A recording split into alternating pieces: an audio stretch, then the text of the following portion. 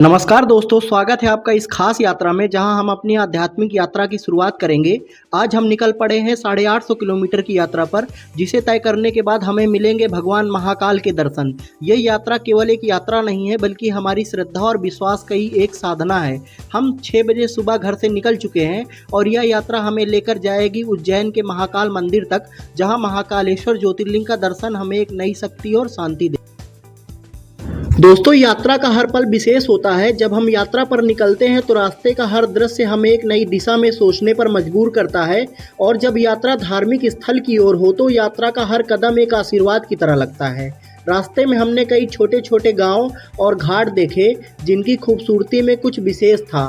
बिना एक अलग ही अनुभव था। हम शिव की चरणों की ओर बढ़ रहे हैं। हमें एक अद्वितीय आत्मिक अनुभव दे रही है यह यात्रा। दोस्तों, दोपहर हो चुकी है। हम लगभग 350 किलोमीटर की यात्रा तय कर चुके हैं। अब हम यहाँ कुछ देर के लिए बॉडी को रिलैक्स करेंगे, क्योंकि सफ़र लंबा है और लंबे सफ़र में थोड़ा देर आराम करने के बाद, बॉडी को रिलैक्स करने के बाद आगे बढ़ना आरामदायक होता है। अब हम यहाँ पर कुछ खाएंगे और फिर इसके बाद अपने महादेव की यात्रा के लिए आगे बढ़ेंगे।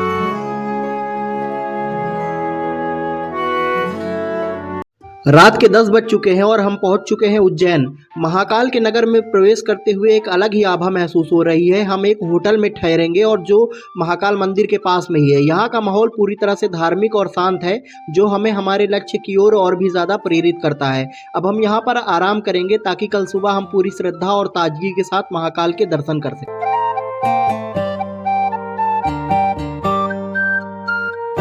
दोस्तों, हम लोग महाकाल की नगरी उज्जैन में हैं। एक जानकारी देना चाहूंगा यहाँ पे, जैसे कि आप यहाँ उज्जैन में आते हैं तो यह महाकाल चौराहे से जस्ट बगल में ही डिलाइट होटल है, जहाँ पे आप नाइट में स्टे कर सकते हैं। यहाँ फैमिली के साथ, मैं मम्मी पापा भाई बहन के साथ रुका हुआ था। हम कुल 5 जने थे और 5 जन के लिए ये डबल बेड जैसे कि आप देख रहे हो, ये काफी पर्याप्त है। और इसका रेंट भी बहुत कम है। यहाँ पे 1400 रुपए में हम लोगों ने यहाँ पे स्टे किया। मैं इसकी सारी डिटेल आपको कैप्शन में डाल दूंगा, जिससे आपको यहाँ पे कोई परेशानी ना हो। जय भोलेनाथ की। आज सुबह हम सबको भगवान महाकाल के दर्शन का सौभाग्य मिलेगा। हम उठ चुके हैं और तैयार हो रहे हैं महाकाल के दरबार में दर्शन के लिए। महाकाल मंदिर के दर्शन करना किसी भी शिव भक्त के जीवन का सबसे महत्वपूर्ण क्षण होता है। हम महाकाल मंदिर की ओर बढ़ रहे हैं, जहां हम प्रभु महाकाल के समक्ष अपनी श्रद्धा अर्पित करेंगे। दोस्तों, जैसे जैसे हम महाकाल के नज़दीक पहुंच रहे हैं, बहुत अच्छी वाइब्स आ रही हैं। माथे पर हल्दी चंदन के लेप से महादेव का नाम अंकित करवाना सचमुच बहुत ज़्यादा अद्भुत है। बहुत ही ज़्यादा मज़ा आ रहा है। यह यात्रा मेरी ज़िंदगी की सबसे अच्छी यात्राओं में से एक है। और दोस्तों, यहाँ पर जो भक्तगण आ रहे हैं वो भगवान भोलेनाथ का नाम गुंजायमान कर रहे हैं, जिससे कि मन और भी ज़्यादा रोमांचित हो जा रहा है। दोस्तों, हम बहुत नज़दीक आ चुके हैं महाकाल के दर्शन के लिए, क्योंकि हर शिव भक्त का सपना होता है महाकाल के दरबार में पहुंचना। उज्जैन का महाकाल मंदिर, जो कि एक ज्योतिर्लिंग है, वह भारतीय संस्कृति और धार्मिक विश्वास का सबसे बड़ा प्रतीक है। दोस्तों, हम लोग महाकाल के दरबार में पहुंच चुके हैं। जैसा कि आप मेरे पीछे देख सकते हैं कि ये महाकाल का कॉरिडोर है। और दोस्तों, शिवरात्रि का टाइम है, भोले बाबा का पवित्र महीना है, भक्त तो आएंगे ही। इसलिए दोस्तों, हमने शीघ्र दर्शन के लिए अवंतिका द्वार के पास से प्रति व्यक्ति 250 रुपये का टिकट ले लिया है, जिससे जल्दी दर्शन हो सके। दोस्तों, यदि आप भी शीघ्र दर्शन करना चाहते हैं तो गेट नंबर 1 और 4 के पास शीघ्र दर्शन काउंटर बने हुए हैं, जहां से आप 250 रुपये प्रति व्यक्ति के दर से टिकट लेकर शीघ्र दर्शन कर सकते हैं। प्यारे भक्तों, यदि आप गर्भगृह में जाकर बहुत ही पास से महाकाल के दर्शन करना चाहते हैं तो 750 रुपये व 1500 रुपये का टोकन लेना रहता है, जिसमें आप गमछा व धोती मिलती है, जिसे पहन करके आप गर्भगृह में प्रवेश कर सकते हैं, जहां आपको महाकाल के दर्शन नज़दीक से होंगे।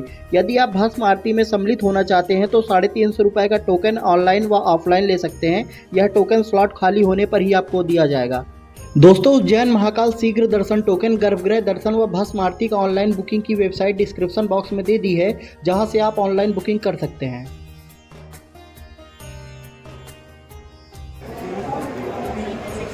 दोस्तों, महाकाल के दर्शन का दृश्य किसी के लिए भी चमत्कारी हो सकता है। महाकाल के दरबार में खड़ा होना, महाकालेश्वर ज्योतिर्लिंग का दर्शन करना हर भक्त के लिए एक आशीर्वाद की बात है। महाकाल जो मृत्यु के देवता हैं, उनके समक्ष खड़े होकर हमें ऐसा महसूस होता है जैसे हम मृत्यु और जीवन के मध्य के अदृश्य धागे को समझ पा रहे हैं। यह वो जगह है जहां हर भक्त को अपनी चिंता और दुख का समाधान मिल जाता है। यहाँ का वातावरण अत्यंत पवित्र और दिव्य है, जैसे महाकाल स्वयं हमारे साथ हैं। हमारी पूजा में जो शांति का एहसास हुआ है वह शब्दों से परे है। यहाँ हर व्यक्ति की एक गहरी श्रद्धा है और हर दर्शन के साथ एक नई ऊर्जा मिलती है। दोस्तों अभी मैं पहुंच चुका हूं गर्भगृह में। जैसा कि आप देख सकते हैं यहाँ पे भीड़ काफ़ी है, लेकिन हम चल रहे हैं देवों के देव महादेव के दर्शन के लिए। चलिए चलते हैं हम लोग भोले बाबा के दर्शन। हर हर महादेव। दोस्तों भोले बाबा की आरती शुरू होने जा रही है। हमारे लिए बहुत सौभाग्य की बात है कि हम भोले बाबा की आरती के में सम्मिलित हो पा रहे हैं। बोलिए हर हर महादेव।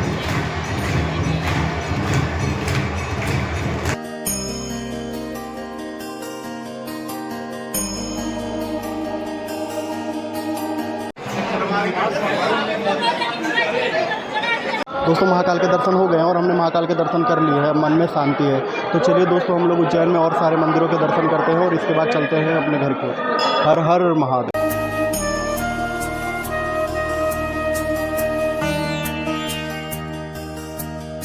दोस्तों यहाँ पर महाकाल की नगरी उज्जैन में आकर के भोले बाबा के दर्शन करना मेरे लिए बहुत ही ज़्यादा सुखद रहा। भोले बाबा के दर्शन बहुत अच्छे से हो गए हैं। यदि आप यहाँ पर आना चाहते हैं भोले बाबा के, तो आप डेज में आइए, तो आपको महाकाल के दर्शन बहुत अच्छे से हो जाएंगे।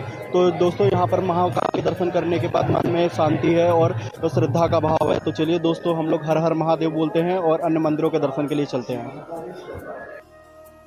ओम नमः पार्वती पतये हर हर महादेव।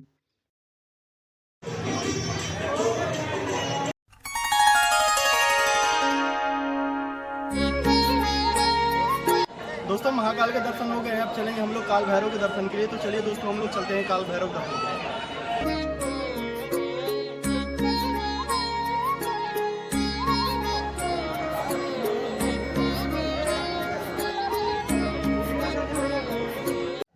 दोस्तों अब हम पहुंच चुके हैं महाकाल लोक, जो कि महाकाल मंदिर के पास स्थित एक धार्मिक और सांस्कृतिक केंद्र है। महाकाल लोक को देखकर ऐसा लगता है जैसे भगवान महाकाल का पूरा संसार यहीं बस गया हो। यहाँ की हर मूर्ति, हर नक्काशी और हर वास्तुकला का टुकड़ा महाकाल की महिमा का प्रमाण है। यह लोक केवल मंदिर का विस्तार नहीं है, बल्कि भक्तों के लिए एक अनुभव है जो उनकी श्रद्धा को और भी गहरा करता है। इसे देखकर ऐसा लगता है जैसे हम शिव भगवान के आशीर्वाद से शुद्ध हो रहे हैं। दोस्तों महाकाल लोक जो महाकाल मंदिर परिसर का एक अनोखा विस्तार है। यहाँ पर महाकाल से संबंधित तमाम सारी झांकियों और मूर्तियों को बनाया गया है। यह महाकाल का भव्य लोक किसी साधारण मंदिर सा नहीं, बल्कि एक पूरी आध्यात्मिक यात्रा सा लगता है। दोस्तों महाकाल लोक की कल्पना और इसका निर्माण इस स्थान की महत्वता को और भी बढ़ा देता है। इसे देखते ही आपको एक अलग ही दिव्यता का एहसास होता है। यह जगह महाकाल के भक्तों के लिए सचमुच एक स्वर्ग के समान है। यहाँ हर कदम पर श्रद्धा और भक्ति का अनुभव होता है। महाकाल के दर्शन के बाद अब हम मंदिर के आसपास की गलियों में चल रहे हैं, जहां हर कदम पर भक्तों की भीड़ और बाजार का उत्साह दिखाई दे रहा है। यहां पर आपको ढेर सारी छोटी छोटी दुकानें मिलेंगी, जहां लोग पूजा के सामान खरीदने के लिए आते हैं। इन दुकानों में फूल, अगरबत्तियां, मूर्तियां, चूड़ियां बहुत कुछ मिलती है। हर दुकान में एक अलग ही महक और माहौल है। यहाँ पर कुछ खास पूजा सामग्री और भगवान महाकाल की मूर्तियाँ खरीदने के लिए लोग रुके हुए हैं। अब हमने पूजा सामग्री और कुछ यादगार चीज़ें खरीद ली हैं। हमारी यात्रा आगे बढ़ने के लिए तैयार है। महाकाल के दर्शन और इस बाजार में खरीदारी का अनुभव वाकई शानदार है। अब हम अपने अगले लक्ष्य की ओर बढ़ेंगे और अगला पड़ाव हमारे लिए और भी रोमांचक होने वाला है। तो चलिए हमारी यात्रा को आगे बढ़ाते हैं अगले मंदिर के दर्शन के लिए। दोस्तों हमें भोले बाबा के दर्शन हो चुके हैं। उज्जैन में महाकाल की नगरी में हमने भोले बाबा के दर्शन कर लिए हैं। ये बहुत ही सुखद अनुभव है। मैं अपने दर्शन के अनुभव के बारे में आपसे कुछ बताना चाहूँगा। जैसा कि हम लोग सुबह जल्दी उठे और उठने के बाद जहाँ पे होटल पे हमने स्टे किया था, वहाँ से हम लोग जल्दी तैयार होकर के हम सीधा महाकाल के दर्शन के लिए आ चुके हैं। हम लोग होटल से सुबह 6 बजे निकले थे, जिसकी वजह से यहाँ पे भीड़ भाड़ नहीं थी। और इसके बाद हम लोगों ने यहाँ पर सीधा महाकाल के दर्शन किए और आरती में सम्मिलित हुए। और इसके बाद हम लोग को भोले बाबा के दर्शन अच्छे से हुए और हमने महाकाल कॉरिडोर भी घूमा। अब हम यहाँ से सीधा चलेंगे काल भैरव के दर्शन के लिए। काल भैरव के दर्शन के बाद हम लोग ओमकारेश्वर मंदिर चलेंगे। तो चलिए दोस्तों हम लोग चलते हैं काल भैरव की तरफ। दोस्तों घर से मम्मी ये थोड़ी सी मूंगी पकौड़ियाँ और ये मैदा का ये सब चीज़ें लेकर आई थी। तो अभी हम लोगों ने सोचा थोड़ा थोड़ा चलते चलते खा लिया जाए, नाश्ता हो जाए सुबह का। बाकी ये खाते हुए धीरे धीरे हम लोग अब अपनी यात्रा में आगे बढ़ रहे हैं। दोस्तों महाकाल मंदिर से 8 किलोमीटर दूर काल भैरव मंदिर की तरफ चलेंगे। काल भैरव को महाकाल के रौद्र रूप के रूप में जाना जाता है और इस स्थान की ऊर्जा बेहद प्रचंड और शक्तिशाली है। कहते हैं काल भैरव की पूजा से व्यक्ति के सभी कष्ट समाप्त हो जाते हैं। यहाँ का माहौल अद्भुत है। भैरव बाबा की उपस्थिति यहाँ इतनी शक्तिशाली है कि यह स्थान आकर हमें महसूस होता है कि हमारी सभी नकारात्मक ऊर्जा दूर हो गई है। दोस्तों, यहाँ पूजा करने से आशीर्वाद की प्राप्ति होती है और भक्तों के लिए यह जगह किसी वरदान से कम नहीं है। तो चलिए दोस्तों, हम लोग काल भैरव के दर्शन के लिए चलते हैं। हम लोग काल भैरव मंदिर के पास पहुंच चुके हैं। यहाँ पार्किंग में गाड़ी लगा दी है। अब चलते हैं काल भैरव के दर्शन के लिए। हम लोग काल भैरव मंदिर पहुंच चुके हैं। प्रसाद इत्यादि खरीद करके अब हम मंदिर में काल भैरव मंदिर की ओर आगे बढ़ रहे हैं। तो चलिए काल भैरव के दर्शन के लिए आगे बढ़ते हैं।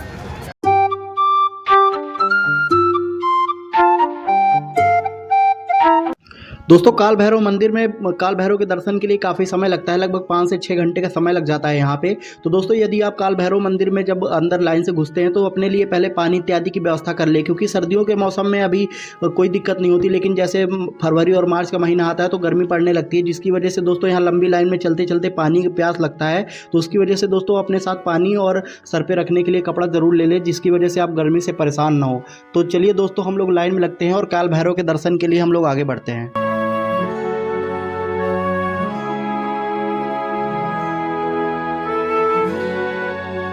दोस्तों, मन में श्रद्धा और भक्ति का भाव हो तो कोई भी रास्ता आसान हो जाता है। लगभग 4 से 5 घंटे लाइन में लगने के बाद अब हम काल भैरव के मुख्य द्वार पर पहुंच चुके हैं। शीघ्र ही अब हमें काल भैरव के दर्शन होंगे। दोस्तों, अब हम पहुंचे हैं काल भैरव के मंदिर में, जो उज्जैन के सबसे महत्वपूर्ण और शक्तिशाली मंदिरों में से एक है। दोस्तों, काल भैरव को हम महाकाल के रुद्र रूप के रूप में जानते हैं। काल भैरव के मंदिर में एक विशेष परंपरा है। यहाँ भक्त अपनी श्रद्धा भाव से शराब का अर्पण करते हैं। ऐसा माना जाता है कि काल भैरव को तामसिक पूजा और व्रत बहुत ही प्रिय है। यहाँ के भक्त विशेष रूप से काल भैरव को शराब अर्पित करते हैं और यह पूजा उनसे शक्ति, साहस और हर प्रकार के भय को समाप्त करने के लिए होती है। यह परंपरा कुछ विशेष है, इसे बहुत श्रद्धा से किया जाता है। यहाँ के माहौल में हर भक्त के चेहरे पर एक गहरी श्रद्धा और आस्था की झलक होती है। दोस्तों, काल भैरव के रूप में एक रोचक कथा है जो इस मंदिर की महिमा को और बढ़ाती है। कहते हैं जब भगवान शिव ने अपने रौद्र रूप में तांडव किया था तब उन्होंने काल को हराया था। काल का संहार करने के बाद भगवान शिव ने खुद को काल भैरव के रूप में प्रकट किया। काल भैरव का कार्य समय और मृत्यु के नियंत्रण के रूप में जाना जाता है। उन्हें सृष्टि के संहारक और हर बुराई के नाशक के रूप में पूजा जाता है। इसी कारण से काल भैरव का पूजन करने से हर व्यक्ति के जीवन से हर प्रकार के डर का और संकोच का निवारण होता है। बोलिए काल भैरव बाबा की जय। दोस्तों, अब हम उज्जैन से 150 किलोमीटर की दूरी पर स्थित ओमकारेश्वर ज्योतिर्लिंग के दर्शन के लिए चलेंगे। तो चलिए दोस्तों, हम लोग ओमकारेश्वर ज्योतिर्लिंग की ओर बढ़ते हैं। बोलिए हर हर महादेव।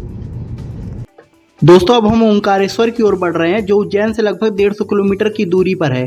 ओंकारेश्वर एक और ज्योतिर्लिंग है जो भगवान के ओंकार रूप का प्रतीक है। यह स्थान नर्मदा नदी के किनारे स्थित है और इसे ओंकारेश्वर इसलिए कहा जाता है क्योंकि यहाँ भगवान शिव ने ओंकार मंत्र का उच्चारण किया था। यहाँ के दर्शन से आपकी आत्मा शुद्ध होती है और भगवान शिव का आशीर्वाद मिलता है। तो चलिए दोस्तों, हम लोग ओंकारेश्वर ज्योतिर्लिंग के दर्शन के लिए चलते हैं। दोस्तों, ओमकारेश्वर मंदिर 2 भागों में विभाजित है। पहला ओमकारेश्वर और दूसरा ममलेश्वर। इनके बीच में बहती है मां नर्मदा। दोस्तों, कहते हैं दोनों ज्योतिर्लिंग एक ही हैं। यदि आप यहां आकर दोनों ज्योतिर्लिंग के दर्शन नहीं करते हैं तो आपकी यात्रा व दर्शन अधूरा माना जाएगा। तो दोस्तों, चलिए चलते हैं, हम लोग ज्योतिर्लिंग के दर्शन करते हैं। पहले ओमकारेश्वर के दर्शन करेंगे, फिर भगवान ममलेश्वर के दर्शन करके यात्रा को। दोस्तों, भोले बाबा की कृपा हमारे ऊपर बहुत ज़्यादा ही है। दोस्तों, घर से जब हम लोगों ने प्लानिंग की थी तो हमने सोचा था कि उज्जैन के महाकाल में दर्शन करेंगे महाकालेश्वर महादेव के, और इसके बाद हम वापस अपने घर चले जाएंगे। किंतु भोले बाबा की ऐसी कृपा हुई कि हम यहाँ पर ओमकारेश्वर महादेव में आ चुके हैं, जो कि उज्जैन से 150 किलोमीटर दूर है। दोस्तों, यहाँ पर महादेव के दर्शन करने के लिए हमने सोचा कि यहाँ भी भोले बाबा के दर्शन करते हैं। ये 13 ज्योतिर्लिंगों में से चौथे स्थान पर आता है। दोस्तों, यहाँ पर पहुँच करके सबसे पहले ये जो नर्मदा नदी बह रही है, यहाँ पर स्नान इत्यादि करते हैं। स्नान करने के बाद फिर महादेव को दर्शन करते हैं। तो चलिए दोस्तों, हम लोग ओमकारेश्वर महादेव के दर्शन करते हैं और उनकी कृपा प्राप्त करते हैं। तो चलिए दोस्तों, हम लोग चलते हैं महादेव के दर्शन के लिए। हर हर महादेव। दोस्तों, मां नर्मदा में आचमन करने के बाद अब हम चलेंगे ओंकारेश्वर मंदिर। यह स्थान अत्यंत पवित्र है। नर्मदा नदी के किनारे स्थित होने के कारण इसकी महिमा और भी बढ़ जाती है। कहते हैं इस मंदिर में पूजा करने से हर भक्त को भगवान शिव का आशीर्वाद मिलता है। यहाँ का शांति से भरा वातावरण और नर्मदा नदी के किनारे का दृश्य हमारी आत्मा को असीम शांति देता है। ओंकारेश्वर का दर्शन सचमुच एक विशेष आशीर्वाद है, जो हमें न केवल भगवान शिव से बल्कि नर्मदा मैया से भी पवित्रता और शक्ति प्राप्त कराता है। दोस्तों, मां नर्मदा की गोद में श्रद्धा की डुबकी लगाने के बाद अब हम चल रहे हैं सीढ़ियों द्वारा भोले बाबा के दर्शन के लिए, ओंकारेश्वर ज्योतिर्लिंग के दर्शन के लिए। तो चलिए दोस्तों, चलते हैं हम भोले बाबा के दर्शन के लिए और उनकी कृपा को प्राप्त करते हैं। दोस्तों ओमकारेश्वर और ममलेश्वर दोनों ज्योतिर्लिंग एक दूसरे के पूरक माने जाते हैं। एक और जहां ओमकारेश्वर भगवान शिव के ओम रूप का प्रतीक है, वहीं ममलेश्वर उनके भक्तों के लिए आशीर्वाद और कृपा का केंद्र है। इन दोनों का मिलन न केवल धार्मिक दृष्टि से महत्वपूर्ण है, बल्कि यह स्थान एक साथ मिलकर भक्तों को एक विशेष आध्यात्मिक यात्रा पर ले जाता है। ओमकारेश्वर और ममलेश्वर की यात्रा करना, भगवान शिव के दोनों रूपों का दर्शन करना, जीवन में शांति और समृद्धि का मार्ग पाने का रास्ता है।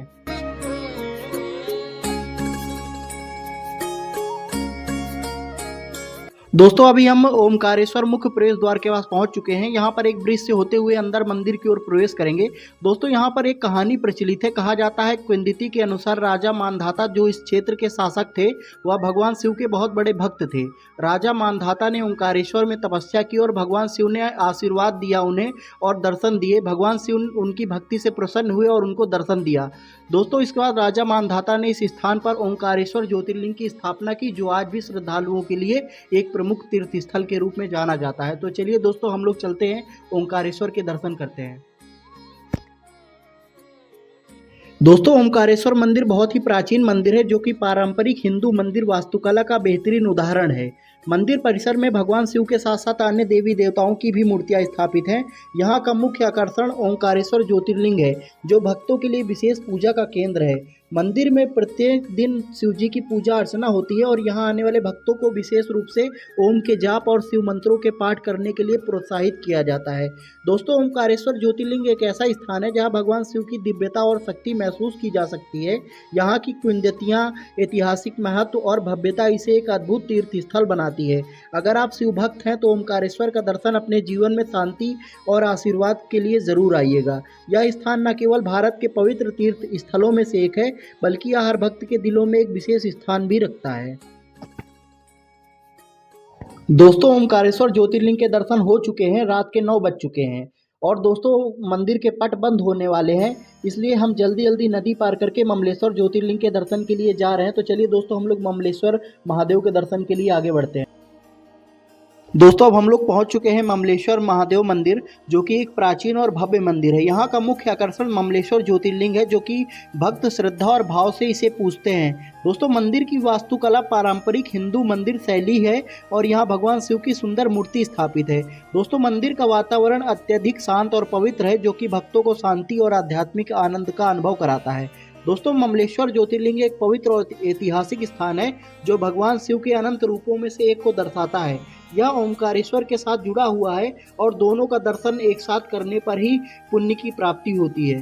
दोस्तों ममलेश्वर मंदिर न केवल धार्मिक दृष्टिकोण से महत्वपूर्ण है, बल्कि यह भक्तों को आत्मिक और आशीर्वाद और पापों से मुक्ति दिलाने वाले दिव्य स्थान के रूप में भी जाना जाता है। दोस्तों ये आज की हमारी यात्रा थी, जहाँ पे हमने उज्जैन के महाकाल के दर्शन किए और इसके बाद काल भैरव के दर्शन किए। फिर हमने ओमकारेश्वर महादेव के दर्शन किए और उनके दर्शन किए। तो दोस्तों आई थिंक आपको ये ब्लॉग अच्छा लगा होगा। ऐसे ही वीडियो के लिए हमारे साथ बने रहते। मिलते हैं हम अगले वीडियो में। हर हर महादेव। दोस्तों यह यात्रा सिर्फ एक धार्मिक यात्रा नहीं थी, बल्कि एक आत्मिक यात्रा थी। महाकाल की शक्ति, काल भैरव का आशीर्वाद और ओमकारेश्वर के दर्शन ने हमें आशीर्वाद दिया और मां नर्मदा की कृपा ने हमें जीवन की असल भावना से जोड़ा।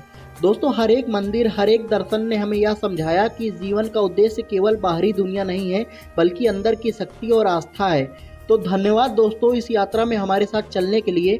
अगर आपको हमारा यह ब्लॉग पसंद आया हो तो लाइक करें, शेयर करें और हमारे चैनल को सब्सक्राइब करना ना भूलें। इस यात्रा में हर पल में भगवान शिव का आशीर्वाद हमारे साथ था और हम यही कामना करते हैं कि उनका आशीर्वाद हमेशा आप सब पर भी बना रहे। आशा है कि हम फिर मिलेंगे एक नई यात्रा के साथ। तब तक के लिए जय महाकाल।